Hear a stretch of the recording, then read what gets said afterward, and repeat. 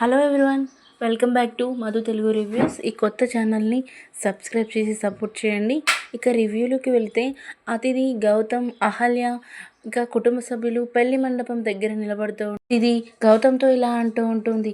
గౌతమ్, ఇంద్రని తీసుకురమ్మన్నాడు కదా అంకుల్, వెళ్ళి తీసుకురా అని అతిథి అనడంతో ఇంద్ర కాస్త దగ్గరికి జరిగి, అతిథి ప్లీజ్, ఇప్పుడు చేతులెత్తి మొక్కుతున్నాను, నేను బయటికి వెళ్ళాక నీ కాళ్ళైనా పట్టుకుంటాను, కానీ ఆ నిజం మాత్రం ఎవరికీ చెప్పొద్దు అతిథి, ప్లీజ్ అతిథి అంటే, అయితే ఇలా చెప్పు, నాకు అతిథి అంటే ఇష్టం, నేను అతిథిని పెళ్లి చేసుకుంటాను అని చెప్పు గౌతమ్, అలా అయితే నిజం చెప్పను అని అతిథి గౌతమ్ని బెదిరిస్తూ ఉంటుంది.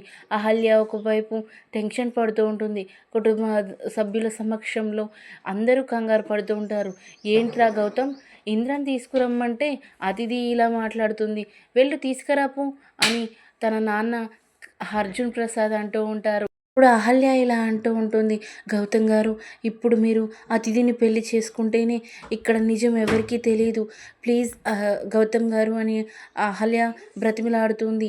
ఇక మరోవైపు అతిథి కూడా, గౌతమ్ చెప్తున్నాను, అందరికీ చెప్పేస్తాను, నన్ను పెళ్లి చేసుకో, నా మెళ్ళో తాళి కట్టు అని మరోవైపు బెదిరిస్తూ ఉంటాడు. ఇక కుటుంబ సభ్యులు మాత్రం, అతిథి వాళ్ళ నాన్న ఇలా అంటాడు, రే అర్జున్, 2 సార్లు నా కూతురి పెళ్ళి ఆగిపోయింది, ఈసారి మాత్రం మేము ఓపిక పట్టాం, ఈ అవమానాన్ని మేము భరించలేం, ఎక్కడ ఉన్నాడో ఇంద్రాన్ని తీసుకురమ్మను అని వాళ్ళ నాన్న రవి చెబుతూ ఉంటాడు. ఇప్పుడు అహల్య ఇలా అంటుంది, నేను చెప్తాను నిజం అని అహల్య వస్తోంది. వచ్చి, గౌతమ్ గారు అతిథిని పెళ్లి చేసుకుంటారు, గౌతమ్ గారు మీరు వెళ్ళి పెళ్లి పీటల మీద కూర్చోండి, అహల్య నువ్వు కూడా వెళ్ళి పెళ్లి పీటల మీద కూర్చో అనగానే ఇది సంతోషపడుతుంది. కానీ కుటుంబ సభ్యులంతా ఏదో ఆందోళన ఉంటారు. ఏంటి గౌతమ్ని పెళ్లి పీటలు ఎక్కమంటున్నారు, అసలు ఏంటి అని అందరూ టెన్షన్ పడుతూ ఉంటారు. వెంటనే అతిథి వాళ్ళ మామ్ ఇలా అంటుంది, ఏంటే నా కూతురు పెళ్ళి బొమ్మలాట్లాగా కనిపిస్తుందా, ఎవరి ఇష్టం వచ్చినట్టు వాళ్ళు తాళి కట్టడానికి, పోతే వీడు రెండో పెళ్ళి వాడికి నేను నా కూతుర్ని ఇవ్వాలా, ఎంత ధైర్యం ఉంటే ఇలా మాట్లాడతావు అని అహల్యపై కోప్పడుతుంది అతిథి వాళ్ళ అమ్మ. అహల్య ఎలా అంటుంది, మీరు వెళ్ళి కూర్చోపోండి అని అనడంతో ఇక అర్జున్ ప్రసాద్ తన చెయ్యి లాగుతూ ఉంటాడు గౌతమ్ది.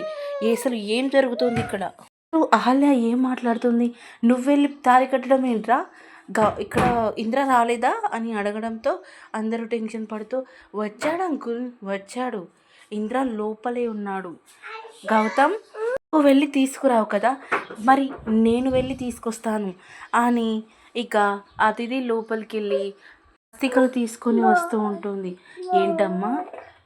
ఏంటమ్మా అతిథి, ఇంద్రాను తీసుకొస్తానని వెళ్ళి చేతిలో ఆ చెంబుతో వచ్చావు అని అనడంతో, అంకుల్ ఇంద్ర ఇదిగో తీసుకోండి అని అనడంతో కుటుంబం అంతా షాక్లోకి వెళ్తుంది.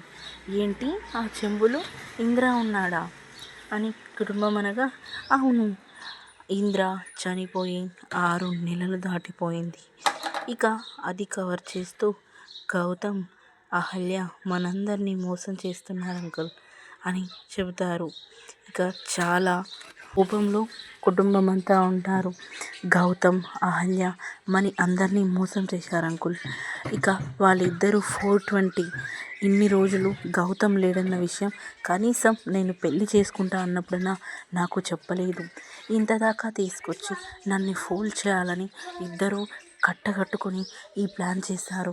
ఇంద్ర చనిపోయిన విషయం కనీసం మీకు కొంచెం కూడా చెప్పలేదు, ఇంద్ర చనిపోయి 6 నెలలు అవుతుంది అంకుల్, ఇప్పుడు చెప్పండి అంకుల్, నేను ఎవరిని పెళ్లి చేసుకోవాలి, ఎవరితో కలిసి ఉండాలి, ఈ ఇంద్ర తోట, ఈ హస్తికల తోట, ఇంద్ర సమాధిలోకి వెళ్ళి పడుకోవాలా చెప్పండి అని అక్కడి నుంచి గౌతమ్కి వార్నింగ్ ఇచ్చి వెళ్ళిపోతుంది అతిథి.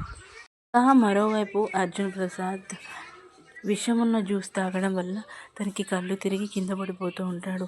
కుటుంబం అంతా దగ్గరికి రాబోతూ ఉండగానే, గౌతమ్ దగ్గరికి రాబోతూ ఉండగానే వాళ్ళ అమ్మ, నువ్వు దగ్గరికి రావద్దురా అనేసి కాస్త కోప్పడి తనని వెనక్కి నెట్టి కుటుంబం అంతా కారులో అర్జున్ ప్రసాద్ని తీసుకుని హాస్పిటల్కి వెళ్తారు. ఇక ఆ కారు వెనుక పరిగెడుతూ అలసిపోతాడు గౌతమ్.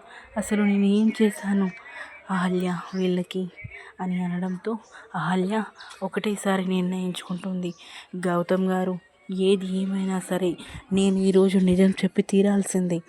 నేను చెబుతాను, ఇంద్ర చనిపోయారు, కానీ ఇంద్ర ప్రతిరూపం నా కడుపులో పెరుగుతుంది. ఆ విషయం చెప్తే మిమ్మల్ని ఖచ్చితంగా అర్థం చేసుకుంటారు అని వెళ్ళిపోతూ ఉంటాను.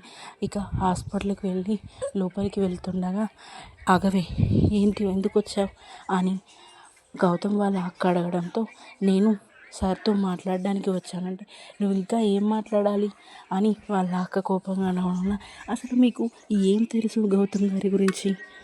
గౌతమ్ గారు ఎంతగానో ఆలోచిస్తున్నారు అంటే ఏం ఆలోచించాడో మా గురించి అని వాళ్ళ అక్క అనడంతో, ఇక అర్జున్ ప్రసాద్ గారి గురించి ఆలోచించాడు. వాళ్ళ నాన్న గురించి ఎంతగానో తప్పించారు, వాళ్ళ నాన్న గురించి ఆలోచించి నిజం చెప్పలేకపోయాడు అని గట్టిగా అందరితో మొదటిసారి కుటుంబంతో కోపంగా మాట్లాడింది అహల్య. అంతటితో ఎపిసోడ్ అనేది కంప్లీట్ అవుతుంది. అసలు మరొక ఎపిసోడ్లో ఇక లేడన్న నిజాన్ని కుటుంబం ఎలా జీర్ణించుకుంటుంది, అహల్య ప్రెగ్నెన్సీ వెనుకున్న నిజాన్ని ఎలా యాక్సెప్ట్ చేస్తుందో తదుపరి ఎపిసోడ్లో తెలుసుకుందాం. చిన్న లైక్ ఇచ్చి సబ్స్క్రైబ్ చేయండి. డైలీ రివ్యూస్ పోస్ట్ చేస్తాను. Thank you for watching.